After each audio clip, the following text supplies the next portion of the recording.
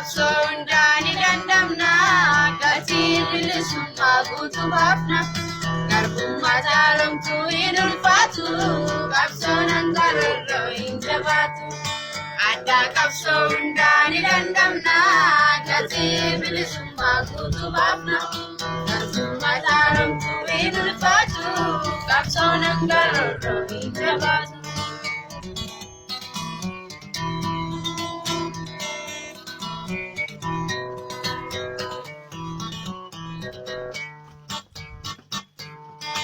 Imana jalani rafanne qabsaa'otu bosona keessa ganne ibinna yerooti barkallannu obsaa fi murannoo naa jabaannu.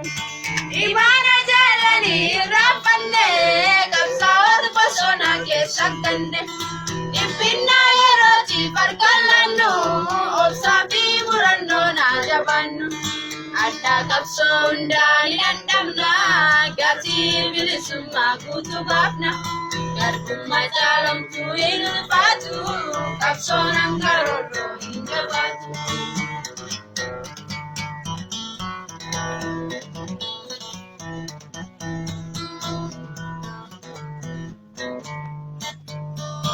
Akkoo qabsoo keessaa qabsoon furraa tarkaanfiin jarjarru obsaan turra.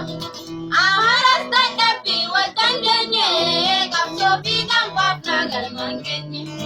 Rakkoo qabsoo keessaa qabsoon furraa tarkaanfiin jarjarru obsaan surra. Amaras dadhabbii wal dandeenye qabsoo fi kan baafna galmaan geenye. Adda qabsoodhaan dandamna gatii bilisummaa guutuu baafna garbummaa jaalamtuu hin ulfaatu qabsoon hanqararra hin jabaatu.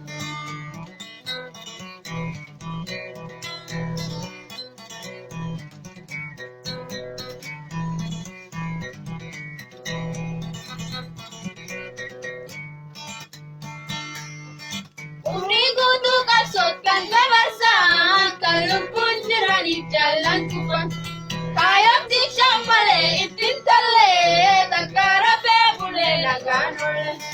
Umrii guutuu qabsoot kan dabarsan kan lubbuun jiraniif jaallan cufan kaayamti shammalee ittiin tallee takka rafee bulee nagaan olle.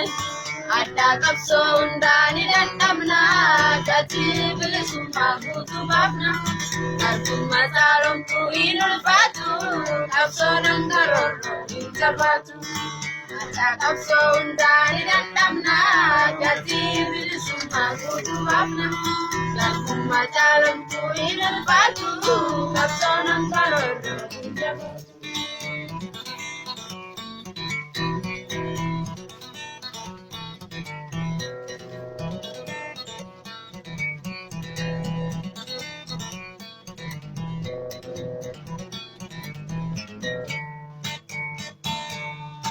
Abdiin kutiin boru warraa miti rakkoon dhiphuun ammas ni dabarti.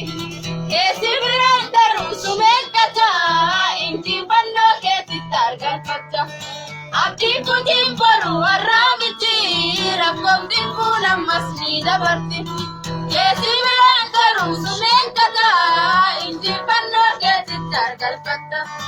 Adda qabsoodhaan dandamna gatii bilisummaa guutuu baafna garbummaa jaalamtuu hin ulfaatu qabsoon hanqararra hin jabaatu.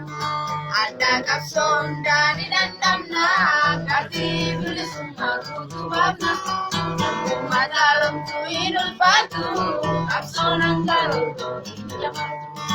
Rakkoon hanqararra hin jabaatu beelli hanqararra hin jabaatu garri hanqararra hin jabaatu dhukkubni hanqararra hin jabaatu.